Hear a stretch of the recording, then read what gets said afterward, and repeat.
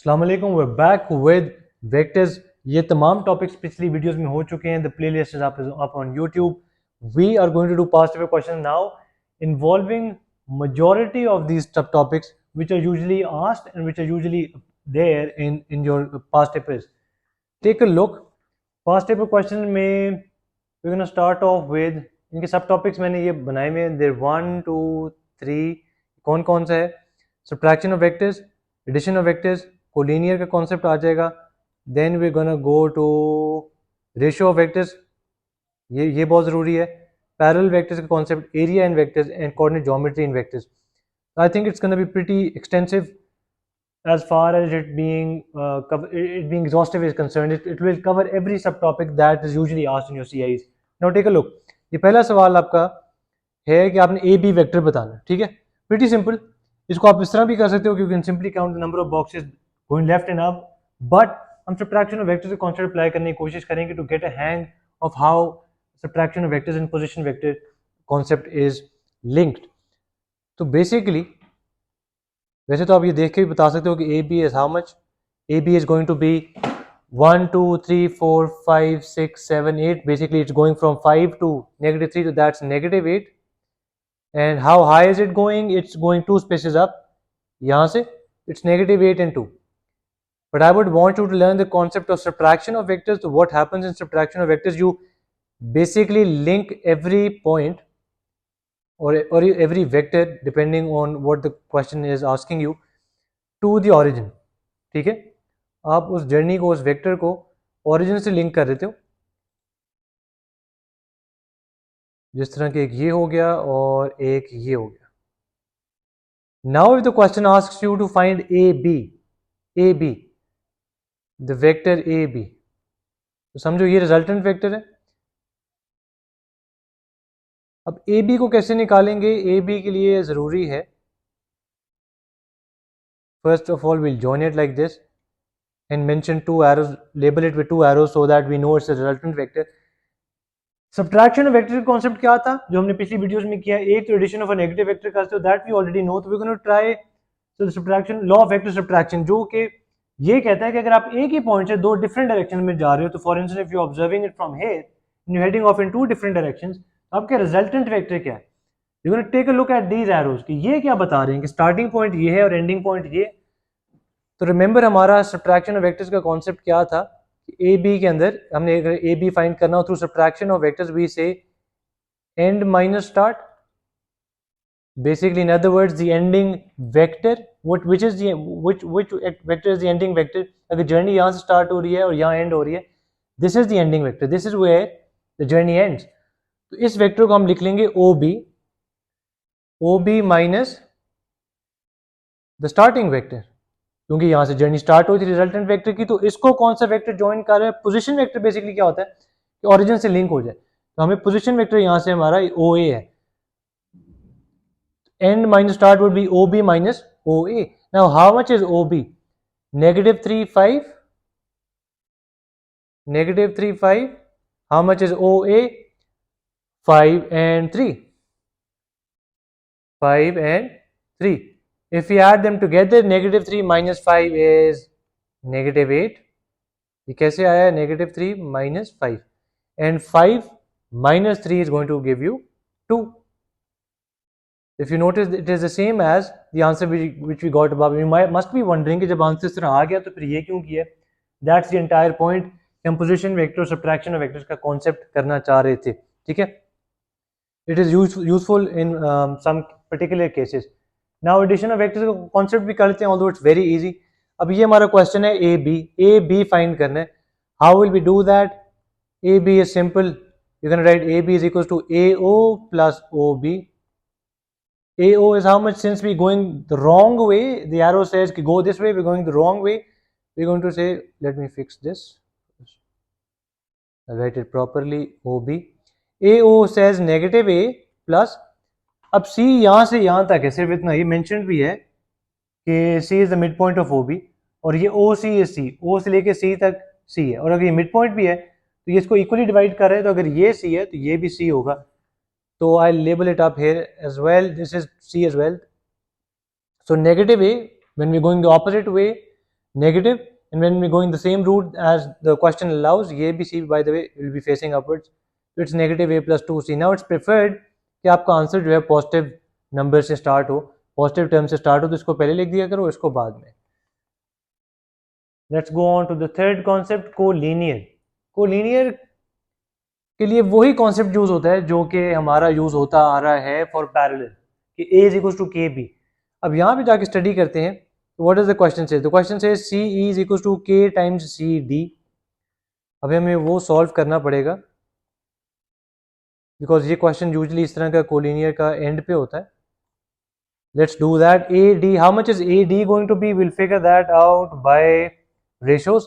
So let's go down to ratios. AD ratio DB, this is AD which is 3 units, this is DB which is 5 units, right? We're going to use the value that we got for AB in the previous part to find how many parts is AD in terms of A and C. So take a look. AD is 3 parts, I'll label it over here. This is 3 parts. ADB is 5 parts. ये लिखा हुआ है AD 3 parts है और DB 5 parts है. और let's see if anything else is useful over here particularly. Not quite. अब AD हमें पता है कि 3 parts है और ये हमें पता है कि 5 parts है, तो टोटल parts कितने हो गए? 8. 1 2 3 4, 1 2 3 4 5, ये 5 parts की डिवीजन हुई हुई है DB की. 1 2 3. तो बहुत कोई मैंने एग्जैक्ट डिवीजन नहीं की, but just to give you an idea कि 5 पार्ट्स का क्या मतलब है. 1 2 3 4 5 equal parts. These are not equal but they should be equal. AD 1 2 3 parts, it's made up of 1 2 and 3 parts. तो टोटल पार्ट्स कितने हो गए? 8. जरूरी चीज है वो मैं बता रहा हूं कि टोटल पार्ट्स हैं 8. 8 डिनोमिनेटर में जाएगा. 3 हमने क्यों लिखा है? Because we are finding AD. AD is only 3 parts out of 8. अब 8 किसको रिप्रेजेंट कर रहा है? AB को. तो हम ये कह रहे हैं कि अगर AB के सिर्फ 3 पार्ट्स ले लिए जाएं out of a total of 8, 3 parts out of total of 8, हमारा वो AD का आंसर आ जाएगा. आई रिपीट, हमारा AB का आंसर आया है ये पार्ट से, इस पार्ट से देखो. AB का हमारा आंसर आया 2C minus A. The entire thing is 2C minus A. I label that over here. This is 2C minus A. अब हमें क्वेश्चन कह रहा है कि AD फाइंड करना है. AD is only 3 parts out of a total of 8. हमने 3/8 लिख दिया of the total which is 2C minus A. तो अब यहाँ 2C minus A लिख देंगे. And if you solve this further, wait, take a look.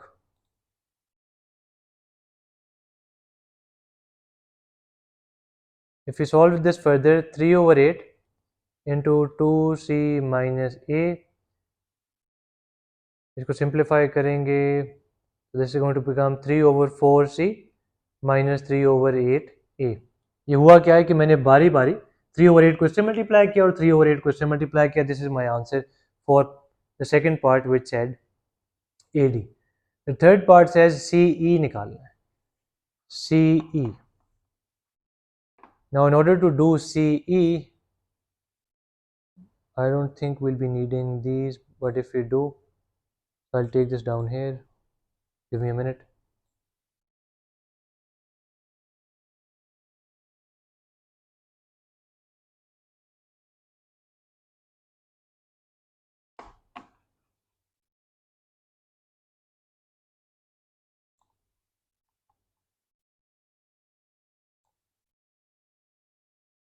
अब CE ढूंढने के लिए बहुत ज़रूरी है कि हम उसको पहले लिंक कर दें. तो C से E लिंक कर दिया, ठीक है. अब ये हमने फाइंड करना है.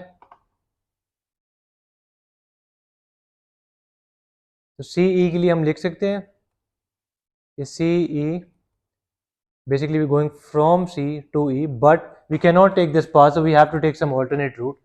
CE is equals to CO plus OE. अब CO कितना है? Negative C, because we going to opposite to the route that is allowed.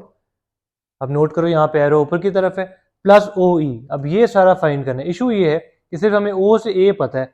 हमारा answer should be in terms of A and C. ये इन्होंने कहा in terms of A and C, जो small ए और small C है इसके terms में answer आना चाहिए। तो उसके लिए अब देखते हैं हमारे पास कोई यूजफुल इंफॉर्मेशन है क्या।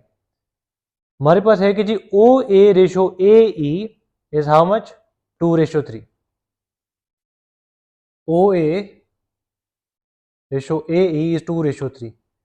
अब हम यहाँ पे एक साइड पे ओ A ratio O A ratio A E को फाइंड करने की कोशिश करते हैं। ओ A ratio O A E is 2:3 और साथ ही उन्होंने बताया हुआ है कि ओ ए इज ए।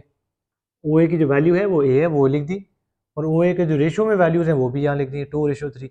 अब ए ई की हमें वैल्यू नहीं पता, उसको हम लिख देंगे एक्स। इसको कर देते हैं क्रॉस मल्टीप्लाई, तो 2x is equal to 3a। अब x हमारा बेसिकली रिप्रेजेंट कर रहा है ए ई को। रिमेंबर मैं हाईलाइट कर देता हूँ, if I lost you, A E को x रिप्रेजेंट कर रहा है। If you solve this what do we get, 3/2a। तो इन टर्म्स ऑफ ए अगर बात करें तो यहाँ से यहाँ तक ये सारा ए है, और फिर यहाँ से यहाँ तक ये सारा 3/2 है। तो ओ ई कितना हो गया, ओ ई के लिए मैं लिख सकता हूँ कि O E is equal to A plus 3/2a। अब इसका आप एलसीएम लो, टाइम्स टू, बिकॉज 2 एलसीएम है, राइट। सॉरी नीचे आएगा 2, देन वीव गॉट 5a/2। अब 5a/2 हमारा ओ ई की वैल्यू आई है, ये कहाँ चाहिए थी, इधर 5a/2। तो if we solve this what do we gate,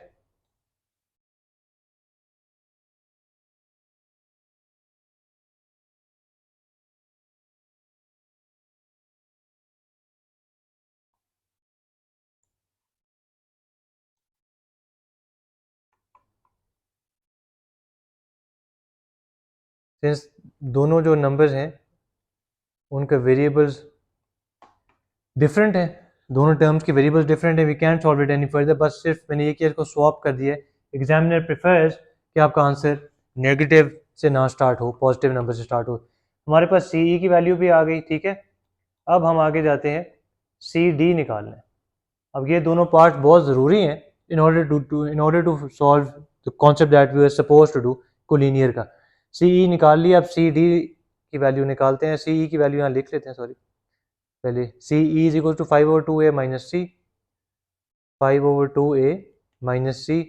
how much is C D, C D. अब सी से डी तक जाना है तो there are two roots that we can take, इधर see what's this letter C B plus B D, या we can go C O plus O A plus C D.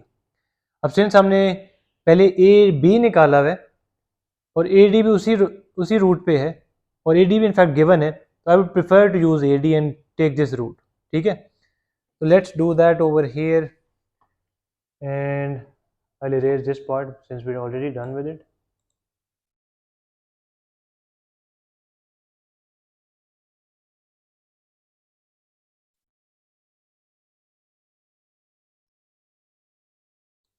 Here we go. हमने C D find करना है, तो C D की calculation यहाँ पे कर लेते हैं। C D is equal to C O plus O A plus A D, ठीक है। सी ओ कितना है, रिमेंबर ओ से सी जो है वो सी है। जब ऑपोजिट जा रहे हो, जब रॉन्ग वे जा रहे हो तो ये नेगेटिव हो जाएगा। ओ ए सिंपली ए, बिकॉज हम उसी रूट पे जा रहे हैं जिसका एरो लगा हुआ है। And A D is how much, A D भी यहाँ पे हमारे पास गिवन था, हमने फाइंड किया था 3/4 C minus 3/8 A, 3/4 C minus 3/8 A. Let me confirm that ताकि गलती ना हो, ठीक है। अब माइनस सी प्लस 3/4 सी को कंबाइन करके लिख दो, that's combining like terms. It's important so that you don't mess up the answer. And now let's take the LCM. ये बन जाएगा 4 का एलसीएम हो जाएगा, तो -4c plus 3c over 4, and this will become 8a minus 3a over 8. So -c/4 plus 5a over 8. We can rearrange this and right it like this 5/8 a पहले आ जाएगा और -c/4 बाद में आ जाएगा, या -1/4c भी इसे लिख सकते हैं. Let me take this answer over here so that we can easily solve the next part. अब वो कह रहा है कि CE is K times CD. अब ये CE, और जब भी हम इस तरह लिख सके ना दो वेक्टर्स को, तो यहाँ वो पैरेलल का कॉन्सेप्ट है या कोलिनियर का. CE is equals to K times CD. CE और CD पैरेलल तो हो नहीं सकते बिकॉज वो एक दूसरे के ऊपर लाए कर रहे हैं एक ही लाइन पे. तो ये कॉन्सेप्ट है कोलिनियर का. कोलिनियर का मतलब है lying on the same line. Line से collinear means lying on the same line. तो basically the points are on the same line. आप इसको लाइन वर्ड से याद रख लो जो इसके अंदर इनबिल्ट है. Okay, now let's write down CE over here. CE is 5/2a and CD is how much? 5/8a minus 1/4c. Now look for that number. Look for that number. Basically यहाँ पे k है. मैं उस box k लिख लेता हूँ, यहाँ इसको एक बॉक्स बना लेते हैं. यहाँ पे वैल्यू ऑफ k आनी है, यही k जो ऊपर भी मेंशन था. ठीक है, क्या वो नंबर है? पहले a के कोएफिशिएंट्स को कंपेयर कर लेते हैं. Now the entire game relies on comparing the coefficients. वो क्या नंबर है जो मैं इसके साथ मल्टीप्लाई करूं तो वो ये चीज बन जाए. What am I going to multiply this thing with, this fraction with, so that it becomes 5/2. कई बच्चे देख के बता पा रहे होंगे कि वो 4 है, otherwise we can write it down over here. 5/2 बन जाना चाहिए अगर मैं किसी नंबर को मल्टीप्लाई करूं 5/8 के साथ. तो अगर हम ये ब्रैकेट हटा दें बिकॉज वी ऑलरेडी नो कि मल्टीप्लाई हो रहा है. ठीक है, अब स्टे फोकस्ड. अब 8 को अब वहाँ जा, इसको खैर इसको 5x/8 लिख लेते हैं. ठीक है, इसको 5/2 लिख लेते हैं. अब क्रॉस मल्टीप्लाई कर लो तो दिस बिकम्स 40. ऑल्दो हम 5 कैंसिल भी कर सकते थे but I am trying to avoid anything that might cause confusion. तो k की वैल्यू आ रही है 4. अगर हम इस सारी ब्रैकेट एक्सप्रेशन को 4 के साथ मल्टीप्लाई कर दें तो तमाम मसला हल हो रहा है. हाउ? 5/8, ये 4 और 8 कैंसिल होगा तो 2 आ जाएगा, 5/2 बन गया सेम एज दिस.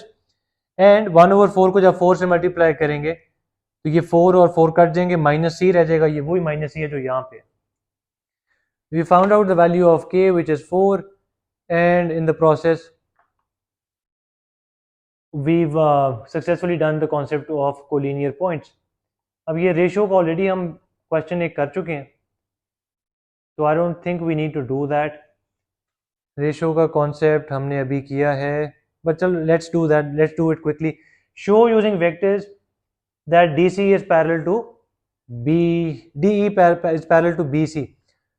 अब जब DE और BC आपने पैरेलल प्रूव करने हैं उसके लिए बहुत ज़रूरी है कि DE और BC वाले वेक्टर्स आपके पास हों.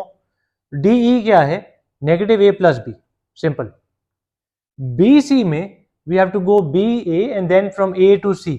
अब वो हमारे पास नहीं है क्योंकि ये रीजन भी मिसिंग है, ये रीजन भी मिसिंग है. इन टर्म्स ऑफ A और B मेंशन नहीं है, ये A और B जो स्मॉल a और b है. अब हम ये रेशो यूज करेंगे. वो क्या कह रही है? रेशो के D डिवाइड्स, ये जो D है ए बी को ऐसे डिवाइड करता है कि ये इसके पास 3 पार्ट्स है, इसके पास 2, ये लिखे भी हुए हैं. I'll write AD/DB is equals to 3/2. इसकी वैल्यू हम इन टर्म्स ऑफ ए पता है कि ए है स्मॉल ए और बी के टर्म्स में ये वाला, और डी बी के हमारे इतना सा पोर्शन नहीं पता, उसको एक्स लिख लेंगे. We cross multiply, we come up with the value of X as 2/3a. ये 2/3a कहाँ पे है? मैं यहाँ लिख लेता हूँ 2/3a, यहाँ से लेके यहाँ तक. ठीक है, अब इसको और इसको ऐड करो तो we get the entire length of A B. और let's see if we added that over here. ये हमने ऐड किया, we got 5/3a. 5/3a in this direction है. बी सी फाइंड करने के लिए जो हम ये बी सी फाइंड कर लेते हैं, हम ए बी तो नहीं जाएंगे, हम बी से ए जाएंगे और फिर ए से सी जाएंगे क्योंकि रिजल्टेंट वेक्टर क्या है? B C. इधर से इधर जाना है. तो वी डू दैट. 5/3a के साथ साइन नेगेटिव कर दिया. Why? Because we going the opposite way to which we are allowed to go. और ए सी के लिए हमने सेम प्रोसेस यूज किया. देखो ए सी के लिए भी उन्होंने यही कहा कि 3 to 2 पार्ट्स. बल्कि अच्छा अगर आप वो खुद ट्राई करो, सेम मेथड से कि ए सी की वैल्यू ये कैसे आती है 5/3b, और सिंस हम ए से सी जा रहे हैं और ए से सी की वैल्यू 5/3 आई है, इसमें केस ऑपोजिट था, हमने ए बी की वैल्यू निकाली थी, लिखना हमने बी ए था तो हमने इसका साइन नेगेटिव कर दिया। ए सी की वैल्यू निकाल रहे हैं, लिखना भी ए सी है तो इसमें हमने एज इट इज ऐड कर दिया, we got this answer -5/3a + 5/3b। सवाल ये एंड नहीं हुआ, उन्होंने कहा कि शो करो कि डी ई और बी सी पैरेलल। हमने कहा no problem, will write B C, will write D E, और एक स्केलर में एंटर करा देते हैं कि जी वो क्या नंबर है, कि मल्टीप्लाई करेंगे इस एक्सप्रेशन को जो ये आया कि वो ये वाला एक्सप्रेशन बन जाए, कौन सा, ये बी सी वाला एक्सप्रेशन। तो आप खुद देखो यहाँ a के साथ 5/3 है, this is called comparing the coefficients, comparing the coefficients. Coefficients कैसे, क्या कैसे कहते हैं, जो वेरिएबल के साथ नंबर होता है। इसका कोएफिशिएंट यहाँ पे क्या है, आई राइट इट डाउन, इसका कोएफिशिएंट है 1, ठीक है, इसका कोएफिशिएंट है 1। अब 1 को किससे मल्टीप्लाई करेंगे, नेगेटिव भी गिवन है, -1 को किससे मल्टीप्लाई करेंगे कि -5/3 बन जाए, तो भाई -1 को हम 5/3 से मल्टीप्लाई करेंगे कि -5/3 बन जाए, ठीक है। तो वो k की क्या वैल्यू है, सिंपली 5/3। यहाँ पे 5/3 अगर होता तो ये तमाम चीज़ ब्रैकेट में होती तो आंसर सेम मैच कर जाते। तो simply going to say G B C is equal to 5/3 of D. जब भी आप रिमेंबर पिछली वीडियोस में बताया कि you can write one vector is a scalar times another, you successfully proven that the two vectors are parallel. अच्छा आप देखो हमारे कितने कॉन्सेप्ट हो गए हैं, हमने पैरेलल भी कर लिया, रेशियो ऑफ वेक्टर्स भी कर लिया, और लेफ्ट साइड पे क्या क्या किया था, subtraction of vectors, addition of vectors और कोलिनियर। हमारा मोस्ट प्रॉब्ली एक आधा कॉन्सेप्ट रह गया है, एंड दैट इज, सॉरी दो रहते हैं, एरिया इन वेक्टर्स, एंड उसके बाद कोऑर्डिनेट ज्योमेट्री का सवाल भी है। एरिया में वो कह रहे हैं ट्राइंगल ए डी ई और ए बी सी का रेशियो बताओ एरिया का, ये ट्राइंगल ए डी ई और ए बी जो अभी करके आए, तो ये कॉन्ग्रुएंस एंड सिमिलैरिटी अब अंदर आ गई है इस वेक्टर्स के अंदर। कॉन्ग्रुएंस सिमिलैरिटी में क्या था कि जब इस तरह दो इनस्क्राइब ट्राइंगल्स हो, वन इनसाइड द अदर, और ये लाइंस पैरेलल हो, अभी हमने प्रूव कर लिया है, तो बेसिकली ये और ये कॉरस्पॉन्डिंग एंगल है, ये और ये कॉरस्पॉन्डिंग एंगल है, through double A test of similarity भी प्रूवन के दे दो similar. Whenever we have two similar triangles or two similar polygons, what formula can we use for area? Area 1 over area 2 is equals to L1 over L2 whole square. Now area 1 is basically referring to over here the small triangles area. Area 2 is referring to the bigger triangles area ABC.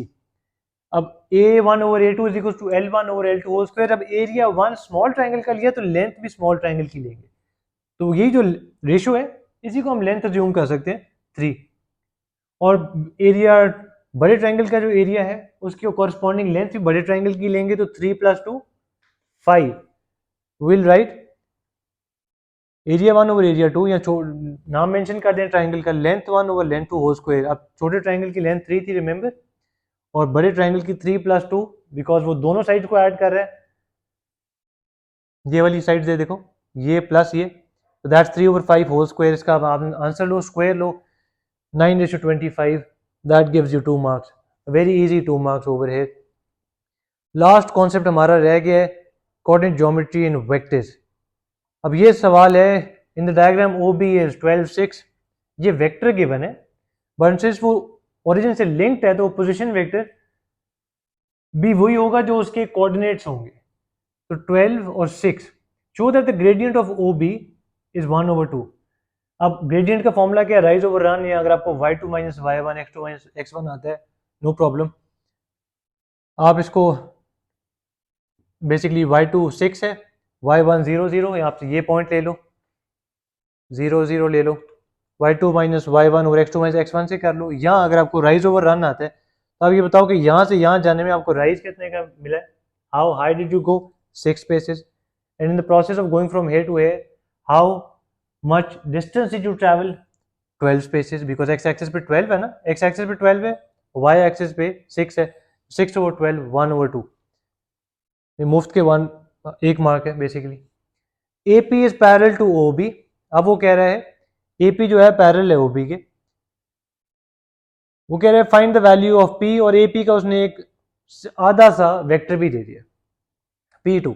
A P का मतलब P to का क्या मतलब है, P space right and two up. What are we going to do?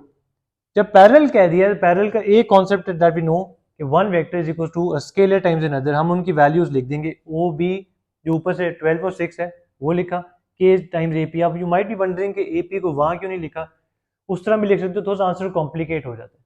ठीक है, you get a hang of what I am talking about if you try the other method. O B यहाँ लिखा, K times A P, A P की value यहाँ लिखी, O B की यहाँ लिखी. आप ट्राई टू फिगर आउट कि यहाँ पे के का नंबर क्या है कि 2 को से मल्टीप्लाई करें तो 6 बन जाए, 3. सिमिलरली यहाँ पे p का नंबर क्या होगा कि इसको 3 से मल्टीप्लाई करेंगे, क्योंकि k तो हमने फिगर आउट कर लिया 3 है. हम will going to write 12 is equal to 3p, 12 is equal to 3p, और यहाँ से कैलकुलेट किया, we get the value of p as 4. और आप वैसे अगर देखना चाहो कि यार मैं किस नंबर को 3 से मल्टीप्लाई करूंगा कि वो 12 बन जाए, तो it's 4. Now the question says write down the value of AP over OB. Simply आपने बस वेक्टर्स उठाने हैं AP के. AP का ये अभी हमारा वेक्टर आया है 4 2 4 2, ये P की वैल्यू 4 डाली. OB का हमारा 12 और 6 था. पूरे पूरे वेक्टर को कंपेयर करो, क्या इस वेक्टर को किससे मल्टीप्लाई करूंगा कि ये वाला बन जाए, 4 को 3 से, 2 को 3 से. यू कैन राइट जी अगर ये एक पार्ट है तो ये 3, या बेसिकली इस पूरे वेक्टर को 3 से मल्टीप्लाई करूं तो ये बन रहा है, तो 1:3 आपका आंसर है. Then we have got AQ is perpendicular to OB. ये AQ और OB परपेंडिकुलर है. परपेंडिकुलर का क्या कॉन्सेप्ट है कि अगर दो लाइंस परपेंडिकुलर है उनके स्लोप्स का प्रोडक्ट -1. ऐसे एक की स्लोप टाइम्स दूसरे की स्लोप, उनको मल्टीप्लाई करो तो आंसर -1 आएगा. तो आपने AQ की स्लोप तो फाइंड करनी है, OB की स्लोप हम पहले पार्ट से करके आ रहे हैं, वो उठा के यहाँ डालो, ये 2 वहां जाके मल्टीप्लाई होगा, आंसर -2 आ गया. Simple as that. Now they saying given that AQ is 3Q. अब मैं वो क्वेश्चन का डायग्राम ही नीचे ले आया हूँ, ये देखो मैंने साथ यहाँ पे छोटा सा अटैच कर दिया है. Given that AQ is 3Q. AQ क्या है, यहाँ से यहाँ 3 spaces right and Q spaces down, 3 spaces right Q down, because मुझे नजर आ रहा है कि Q नीचे है तो it must be down. Although it's down we still call it rise, negative rise maths में से कहा जाता है. जैसे इलाजमेंट में नेगेटिव इलाजमेंट होती है, यहाँ 1 से छोटी होता है, ऑब्जेक्ट छोटा हो रहा होता है. खैर, right on the value of Q. अब यहाँ पे बहुत जरूरी है कि आप AQ का वेक्टर लिख लो एंड ट्राई टू अंडरस्टैंड कि जो पहला ऊपर चीज लिखी होती है दैट्स x कॉम्पोनेंट, नीचे वाली y कॉम्पोनेंट. ये x की मूवमेंट बता रहा होता है, ये y की. इसकी अगर स्लोप मैं फाइंड करना चाहूँ तो राइज ओवर रन है. That this is why I am constantly operating in rise over run and not y2 minus y1 over x2 minus x1, because आपको इस पॉइंट पे पता होना चाहिए राइज ओवर रन पे कॉन्सेप्ट. तो q ओवर 3 मैं अगर लिख दूं, बेसिकली आप वेक्टर में ये वाला कॉम्पोनेंट डिवाइडेड बाई ये लिख दो तो आप उसका स्लोप फाइंड कर लेते हो. तो q over 3 is equal to, अब इसकी स्लोप हमारे पास कितनी है AQ की, -2, वो यहाँ इनपुट कर दी. अब ये 3 वहां जाके मल्टीप्लाई होगा और Q की वैल्यू क्या आ जाएगी, -6. If you didn't understand any part of this, reach me out. I hope this made sense to you and good luck with your vector test if it's coming anytime soon. Khuda Hafiz and take care.